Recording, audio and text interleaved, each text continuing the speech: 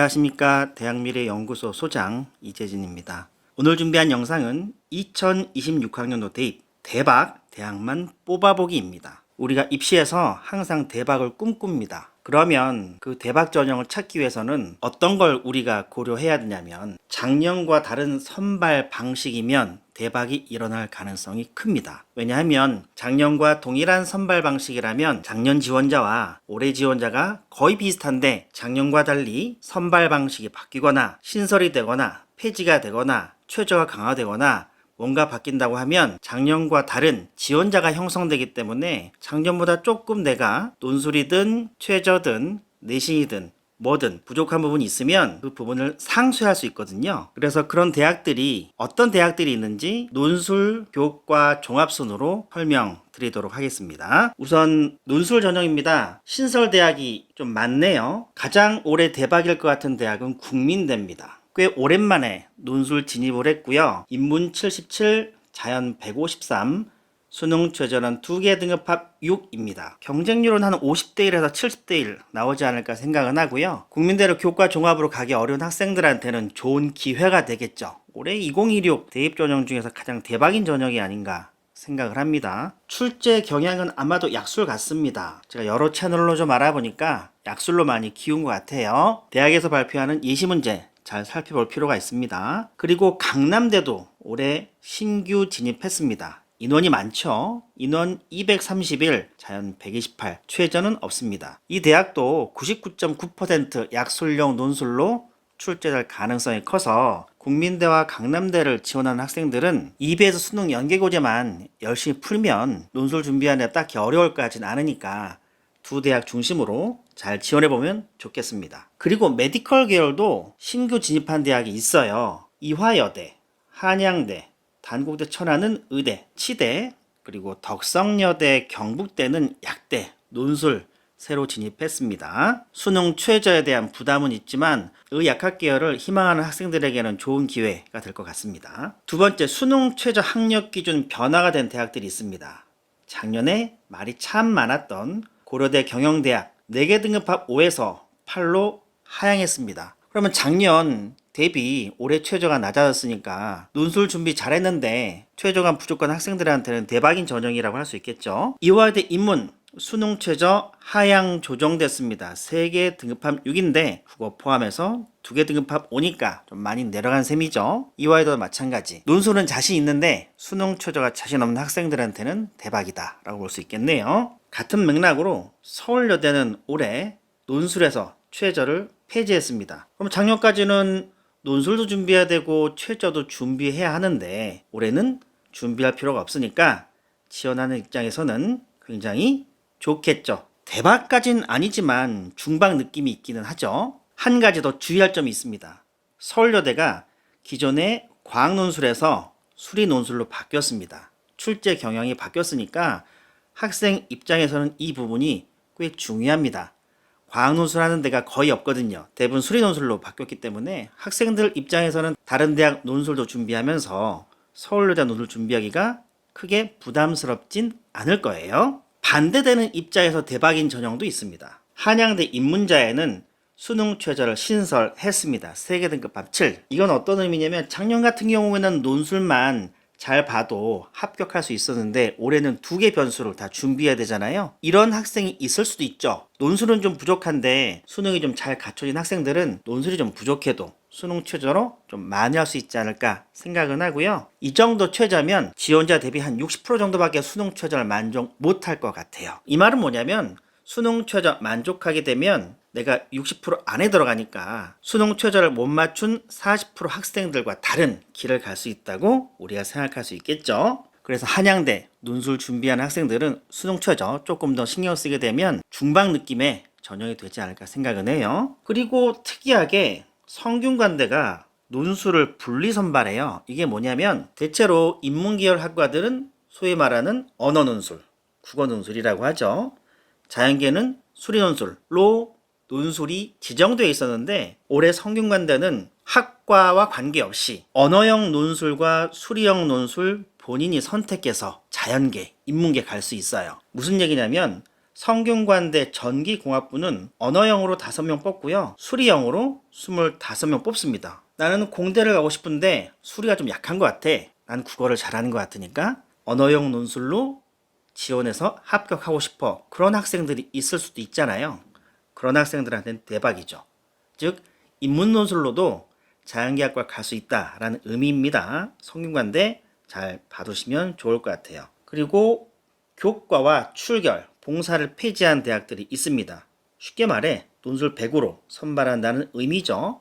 서강대, 성신여대, 삼육대는 이제 내신과 출결 부담 없이 논술만 열심히 잘 쓰면 좋은 결과가 나올 것 같습니다. 논술에서 대박 전형 꽤 많으니까 잘 살펴서 지원해 보시기 바라고요. 논술에서 가장 대박 중에 대박이라고 하게 되면 국민대와 강남대입니다. 왜냐하면 약술 논술로 출제될 가능성이 매우 높기 때문에 그렇습니다. 참고하세요. 두 번째, 학생부 교과 전형입니다. 전형이 신설, 폐지, 통합한 대학이 있는데 덕성여대가 학생부 100 전형을 폐지하고 고교 추천 전형으로 이름을 바꿔서 통합 선발을 합니다.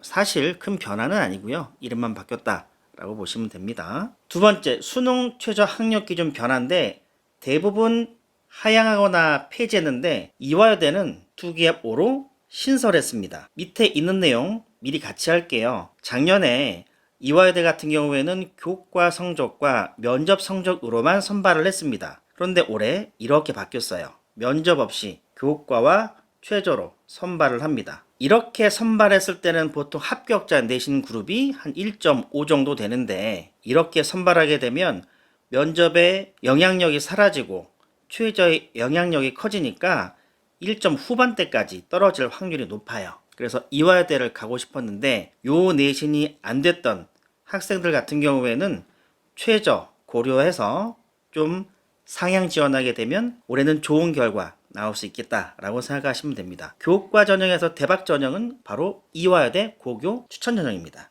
잘 기억해 두시고요. 수능 최저를 하향한 대학이 꽤 많습니다. 시립대는 세계 등급합 7에서 8로, 국민대 인문만 2기합 5에서 6으로, 숙명여대, 숭실대, 인문자연 모두 2개 등급합 5에서 6으로, 그리고 상명대는 수능 최저를 폐지했습니다. 자, 그러면 이건 어떤 학생들한테 유리하냐? 뭐 다들 아시겠지만 내신은 괜찮은데 수능 최저가 잘 안 된 학생들한테는 대박인 전형 변화잖아요. 사실 뭐 대박까지보다는 한 중박 정도의 느낌이지 않을까 하고, 이렇게 되면 보통 내신 등급이 전년 대비 0.2에서 한 0.3등급 정도는 올라갈 확률이 높습니다. 수능 최저가 좀 하향하거나 폐지가 됐다고 하게 되면 내신 등급 올라가는 건 우리가 감수해야 되겠죠.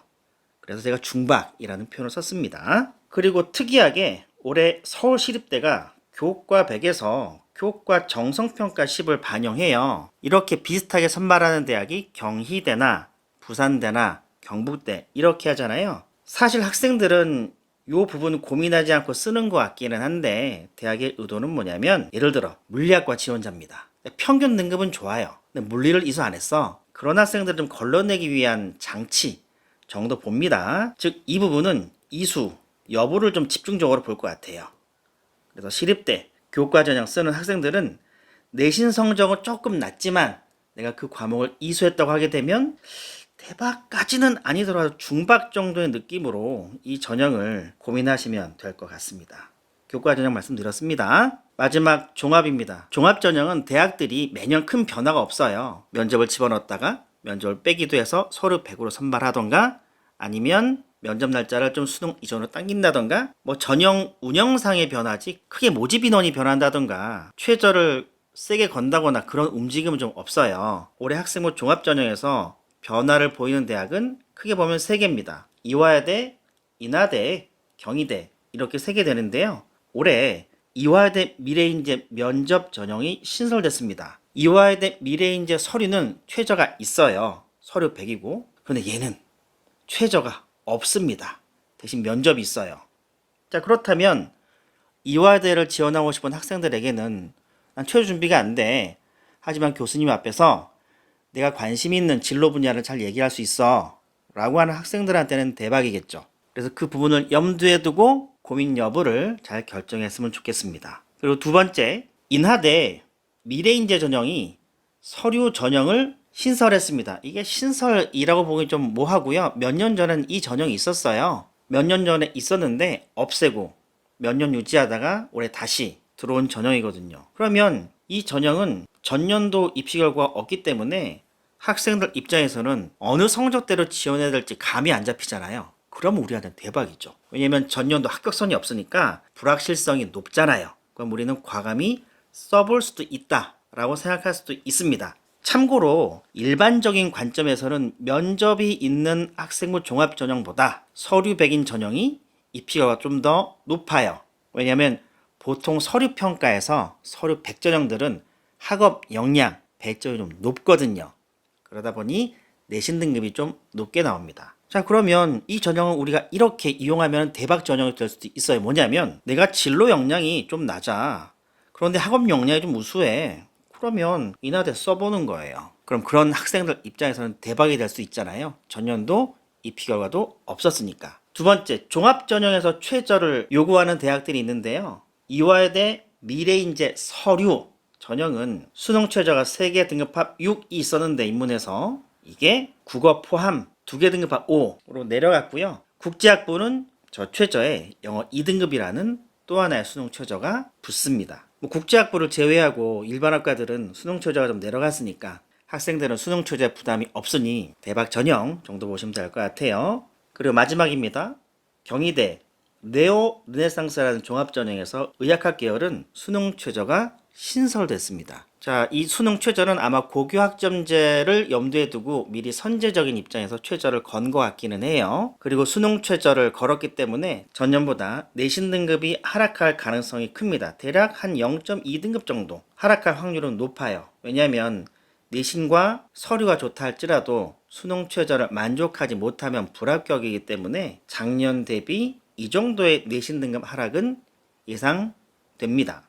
경희대 네오르네상스 최근 3개년 입시 결과를 보면 수능 최저가 없다는 특징 때문에 의학학 계열 합격자 내신 등급이 1점대 극초반에 형성되고 있어요.